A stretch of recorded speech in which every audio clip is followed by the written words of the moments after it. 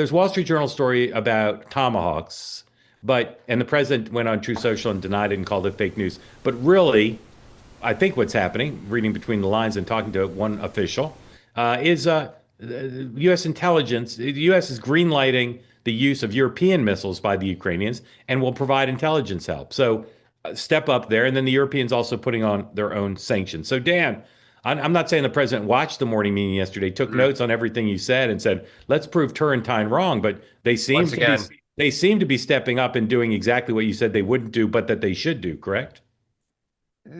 ish. I don't put much stock in the economic sanctions because China's still their partner. So whatever needs they have, I think they can continue to access.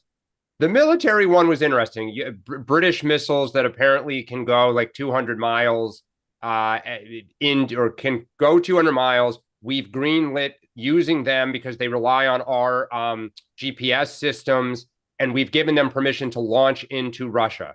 So that's something. The Tomahawks go 10,000 miles. These go 200, but still it starts somewhere. Okay. Like now, let's keep doing it. Let's keep funding it. Because at the end of the day, the only thing that Putin wants is territory. It's the only thing he cares about. Sean, one of the great errors in judgment made about the president in this term was that he was creating a rupture between the United States and Europe that was unfixable. In fact, there seems to be a lot of shared sense here and unity and more effective unity than the vaunted Biden, Blinken, Sullivan suck up to Europe. Yeah. Look, I mean, I don't know about that. I think look, Russia's response tells you that this was serious. I mean, they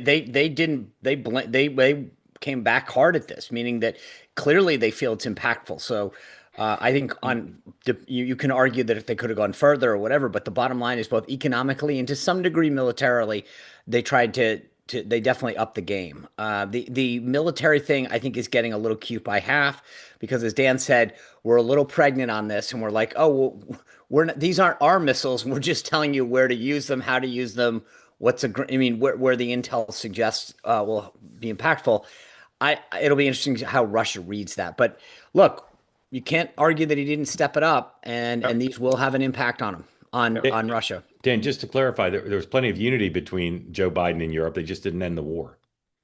Yeah, well, you can't end the war unless you knock Putin back. I mean, Trump hasn't ended the war, right? So, I mean, nobody's ending the war because ultimately Putin doesn't care about sanctions and all this stuff. Well, let's see. Let's see if they do. By the way, can I just go ahead. To your point, Mike, I mean, look, in all seriousness, Democrats and a good number of Republicans have been asking for this type of stuff for a long time.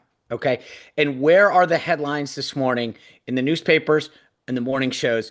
It's Ballroom here, and oh, by the way, before we get to traffic and weather, here's what happened in Russia. This is so out of whack where the priorities of the mainstream media are, and frankly, the Democratic Party. The idea that they're spending more time talking about the construction of a ballroom than something that they've claimed is a priority for years. Here. Well, I think part of that, though, is Trump, and you alluded to this earlier, goes on True Social and kind of says, no, we didn't, right? So, I mean, part of this is... But I think he said, no, we didn't, because he doesn't want to be in a fight with Putin directly when he doesn't have to be. Because we're not sending them tomahawks. The U.S. isn't giving them tomahawks. I agree with you. That was why he does that. But I think we all agree. Trump has changed his public position 5 times in the last week. Yeah. So if you're going to write about it, you need some consistency to be like, aha. Also fair. They say that something that's easy is like a walk in the park. Well, easier than a walk in the park, hit the subscribe button, be part of the two-way community, never miss an episode, be part of our conversations. Thank you for your service to America. And don't forget, you can now listen to the morning meeting and Two-Way Tonight on Apple, Spotify, or wherever you get your podcasts.